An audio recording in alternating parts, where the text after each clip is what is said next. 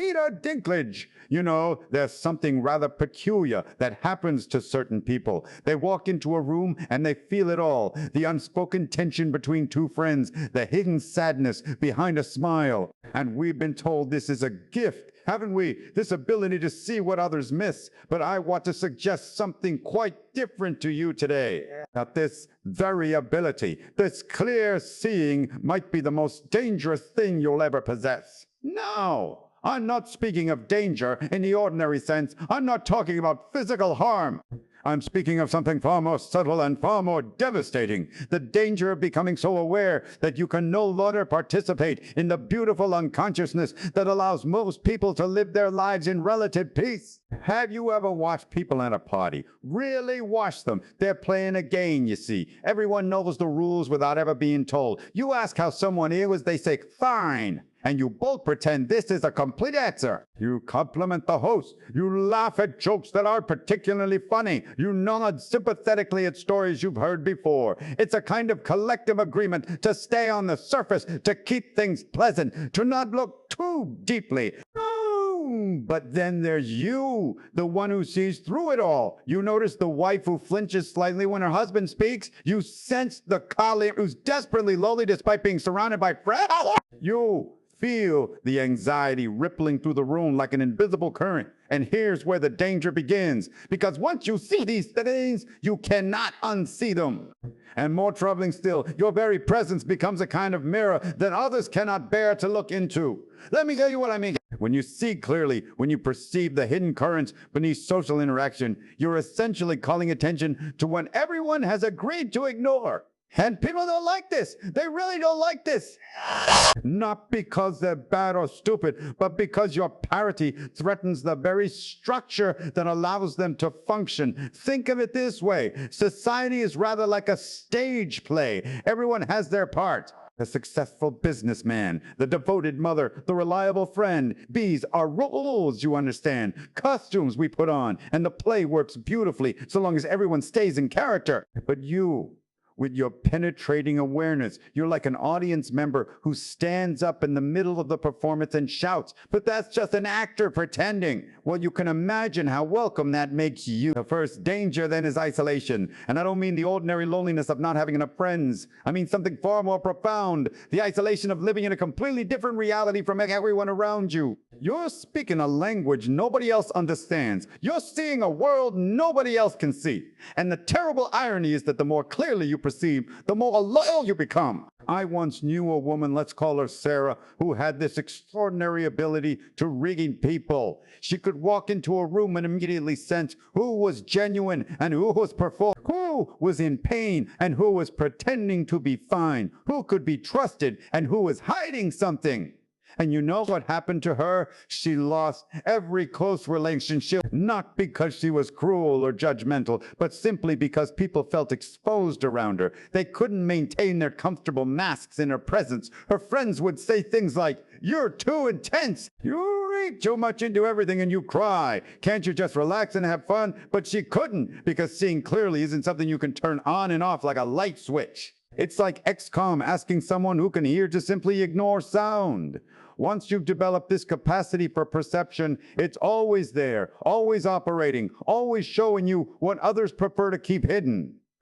When you see the truth of a situation, when you perceive what's really happening beneath the surface, you face a terrible choice. Do you speak or stay silent? If you speak, you risk being attacked. And I mean this. Quite literally, though, the attack is usually psychological rather than physical. You'll be called negative, overly sensitive, a troublemaker. You'll be accused of creating problems that don't exist, of reading malice into innocent situations, of being unable to just let things be. But if you stay silent, if you swallow what you see and pretend not to notice, you begin to lose contact with yourself. Because every time you ignore your own perception, every time you accept someone else's version of reality when you know it's false, you're essentially telling yourself that your experience cannot be trusted.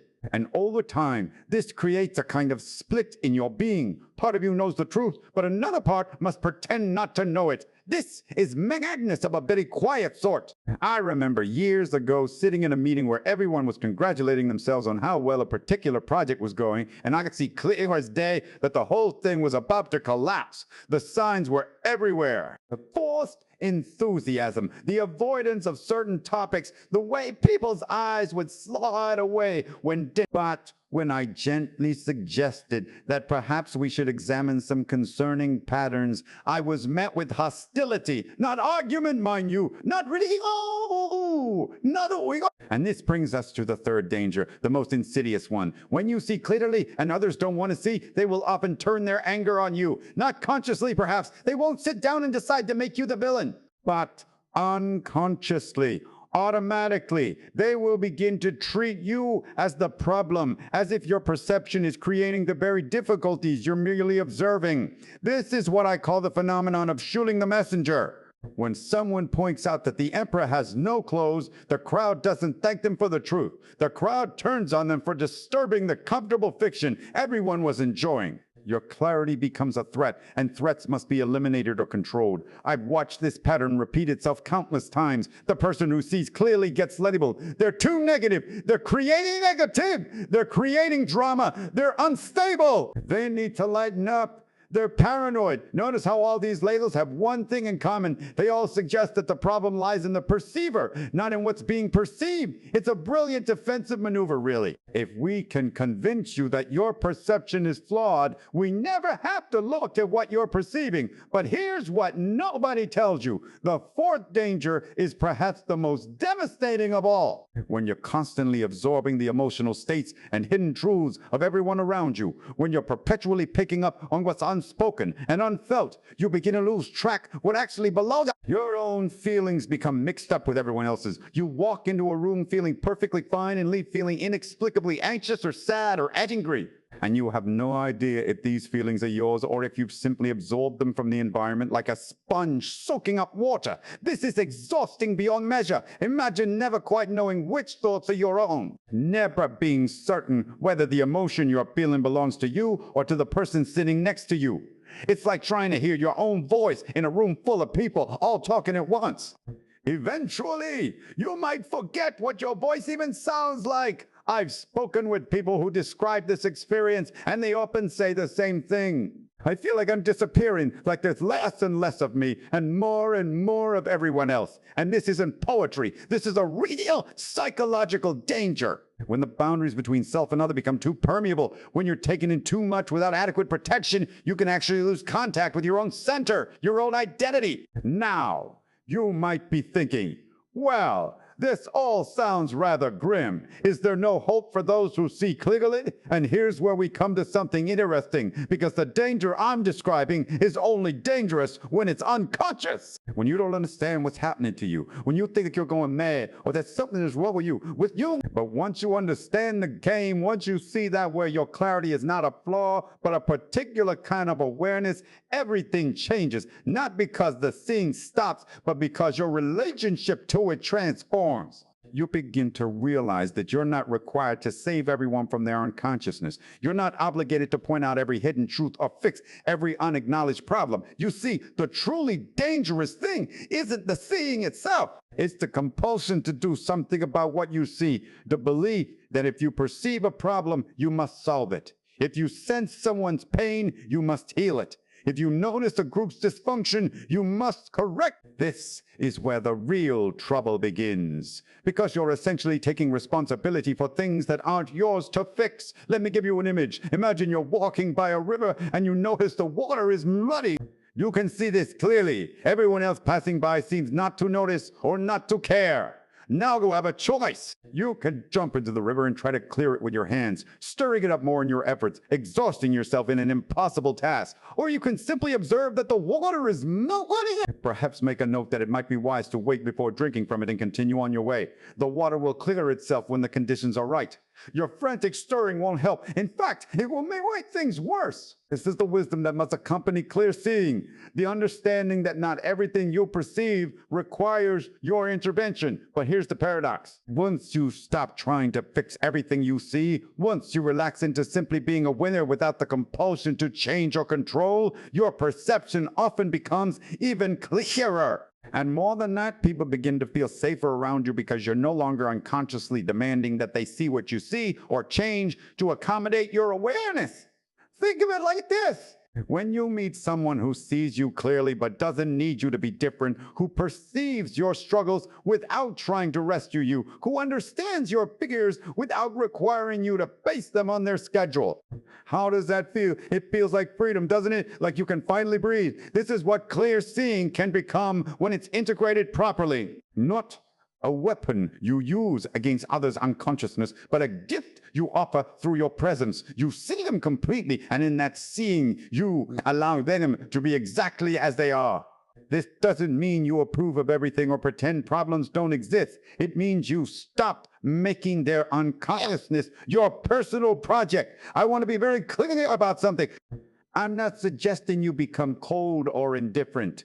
I'm not proposing that you stop caring about people or turn away from genuine suffering. What I'm suggesting is that there's a difference between compassionate awareness and compulsive fixing, between seeing clearly and making yourself responsible for what you see. The danger of seeing what others don't lies not in the perception itself, but in what you do with it. If you use it to separate yourself, to feel superior, to justify your isolation, then yes, it becomes dangerous. If you use it to attack others for their blindness, to shame them for not seeing, to punish them for their unconsciousness, then yes, it destroys relationships. But if you can hold your clarity lightly, if you can see without grasping, perceive without controlling, understand without demanding, then your awareness becomes something entirely different. It becomes a space in which others can gradually wake up at their own pace, in their own time, without being forced or pushed or judged. Here's what I've learned after many years of watching people with this capacity for clear seeing. The ones who suffer most are not the ones who see the most.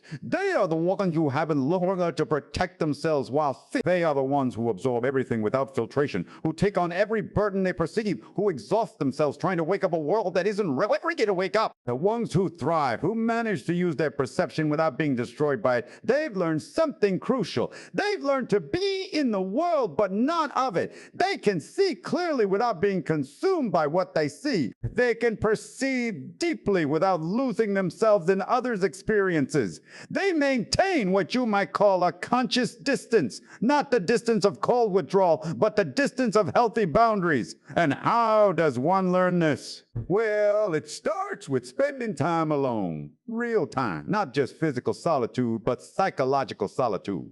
Time where you're not taking in anyone else's emotions or thoughts or problems and impose. Oh, time where you can settle, like that muddy water we talked about, until you can see clearly which feelings are actually yours and which ones you've been carrying for others. It continues with learning to trust your perception without being controlled by it. Yes, you see that your friend's marriage is in trouble. Yes, you sense that your colleague is deeply unhappy. Yes, you feel the dysfunction in your family system. All of this may be absolutely true, but the question is not whether you see it correctly. The question is what you're going to do with this information. And sometimes, often actually, the wisest thing to do is nothing at all except hold the space for truth to eventually emerge on its own. This doesn't make you passive or uncaring. It makes you wise because you understand that people change when they're ready to change, not when you need them to change. Problems get solved when the conditions are right, not when you've decided it's time for them to be solved. And consciousness develops at its own pace, which is almost never as fast as you'd like. So here we are at the heart of it. The danger of seeing when others don't is real. It can isolate you, exhaust you, turn you into a target for others, defensive anger, and cause you to lose contact with your own center. But it doesn't have to. Not if you learn to carry your awareness consciously. Not if you develop the strength to see without the compulsion to fix. Not if you can remain true to your perception while allowing others to remain true to their own process of waking up. The gift and the curse are the same thing. The question is only whether you'll learn to handle the gift with enough wisdom that it doesn't become a curse. Whether you'll develop the patience and the boundaries and the self-knowledge necessary to be clear without being, and perhaps most importantly, whether you'll find others who can see as you see because they exist. You know, other people who live in this odd space of perceiving more than most, of sensing what's hidden, of knowing what's unspoken. When you find these people, when you can finally be fully seen by someone who doesn't need you to be less perceptive, to feel comfortable, that's when the danger begins to transform into something beautiful, because you realize you're not alone. After all, you're not crazy, you're not broken, you're simply awake in a world that mostly sleeps, and there are others who are awake. And together, without force or pressure or urgency, you can hold space for consciousness to gradually spread like dawn, breaking slowly over a sleeping city. This is the hope within the danger, that your clear seeing, when held wisely, becomes not a burden you carry alone, but a light you offer to others, gently, patiently, allowing them to approach it when they're ready, if they're ever ready. And if they never are, well, that's their right. Your job isn't to wake them up. Your job is simply to remain awake yourself, to keep seeing clearly while learning to live peacefully with what you see. The danger is real, but so is the possibility. The possibility that you'll learn to be conscious without being consumed, that you'll see deeply without drowning in what you perceived, that you'll carry your awareness as a gift rather than a curse. And that, my friends, that is the art of living with eyes wide open in a world that prefers to keep them closed. Please subscribe my channel, Motivational Throne.